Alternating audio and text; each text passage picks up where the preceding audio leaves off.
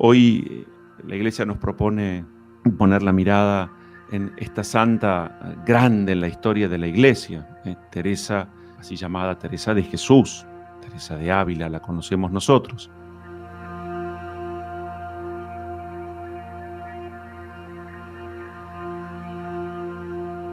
Parece ser que la palabra Teresa es una palabra que deriva del griego terizo, que significa cultivadora, o también tereo, que significa cazadora. Algún agiógrafo, los agiógrafos son aquellos que escriben acerca de la vida de los santos, nos dirá, bueno, su nombre define perfectamente aquella que fue a lo largo de su vida cultivadora de virtudes, y en ese lenguaje propio de aquella época, siglo XVI, cazadora de almas, una mujer humanista, una mujer alegre, una mujer de un humor extraordinario, una mujer franca, directa, tenaz, que vivía lo natural con una sobrenaturalidad increíble. Ella nace en el año 1515, muere en el año 1582. Ella siempre decía que le gustaría partir de este mundo el día de San Francisco de Asís, un 4 de octubre, cosa que efectivamente así fue.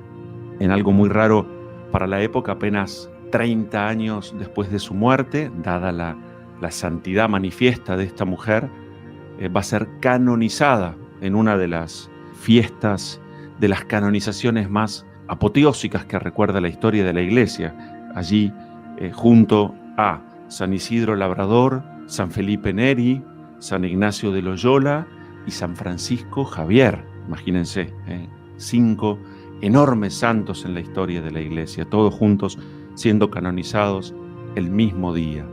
Teresa de Ávila es santa, es mística y también es doctora de la Iglesia.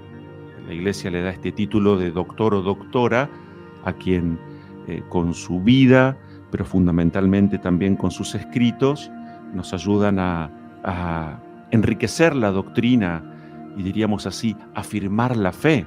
Entonces, Teresa de Ávila va a ser la primera doctora en la historia de la Iglesia, doctora de la Iglesia, la primera de todas. Luego vendrán otras tantas, Santa Catalina de Siena, Santa Teresita del Niño Jesús, Santa Hildegarda de Bingen y finalmente Sor Teresa Benedicta de la Cruz, Edith Stein.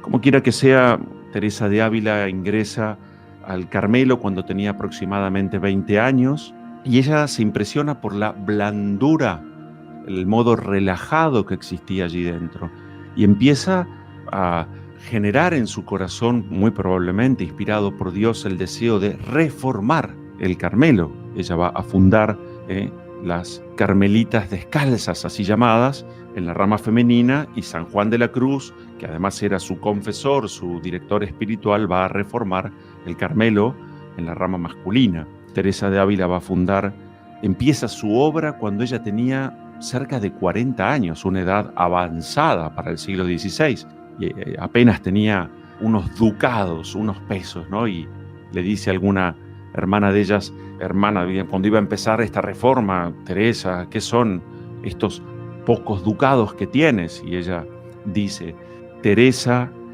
sin la gracia de Dios, es una pobre mujer. Pero Teresa, con la gracia de Dios, es pura fuerza. Pero Teresa, con la gracia de Dios y dinero, es potencia.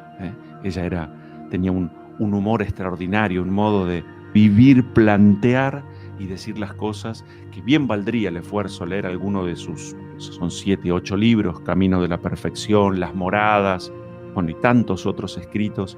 Hay que leer a los santos, ellos han dejado huella, son caminos siempre vigentes, caminos seguros al cielo.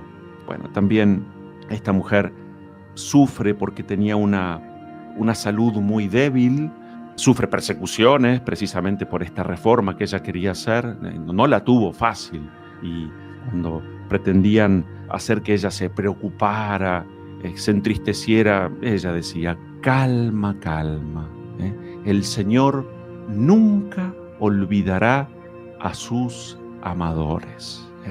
Ella amaba a Dios, sabía que Dios no la iba a abandonar, y apoyada en esa confianza en Dios, abandonada en su providencia. Dicho sea de paso, era muy devota, enormemente devota, de un gran santo, nada menos que de San José. Decía que había que rezarle a San José porque no niega jamás aquello que pide, confiado el corazón del hombre, como algo que quede como eco en el corazón. Nada te turbe, nada te espante, todo se pasa.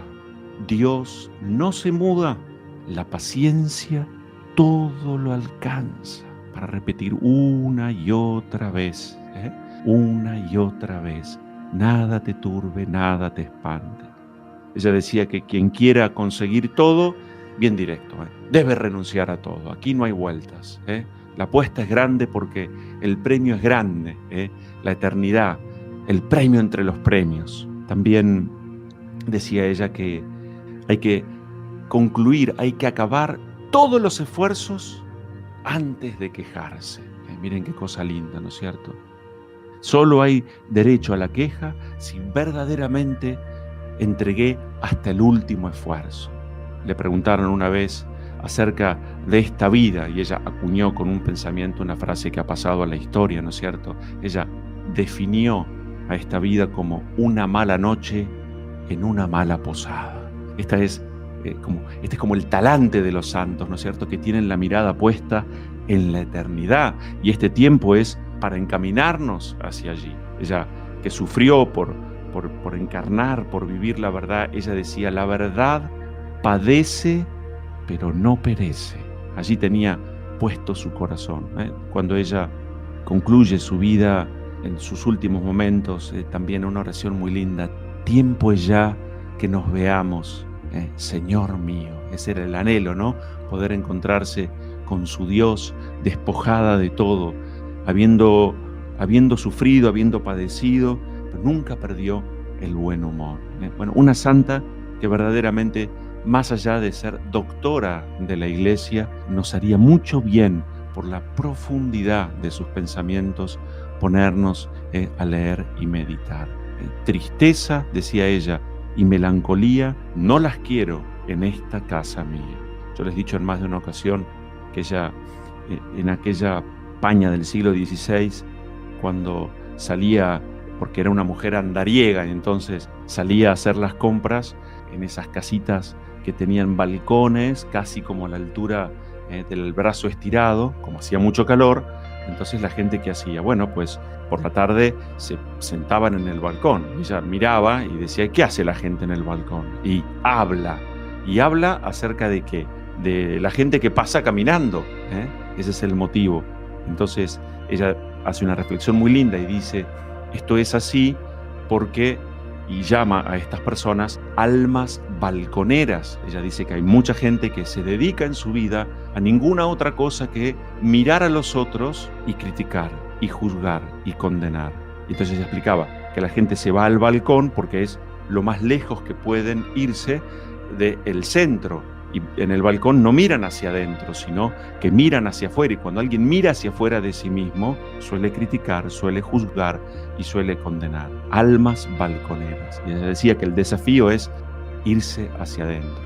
En su celda ella tenía un cuadro de Jesús dando de beber a la samaritana, y ella dice en esa oración tan linda, ¿no? Señor, dame de beber para que no vuelva a tener sed. Nos ponemos confiados en este día bajo la intercesión, porque los santos interceden por nosotros, para que, como ella, también nosotros vivamos apasionadamente nuestra fe, que tengamos también las luces del Espíritu que nos permitan discernir, que nos acostumbremos a abandonarnos en la providencia. Dios sabe más, y por tanto, nada te turbe, nada te espante. Tristeza y melancolía, se lo vamos a decir hoy a nuestro buen Señor como ella, no las quiero en esta casa mía.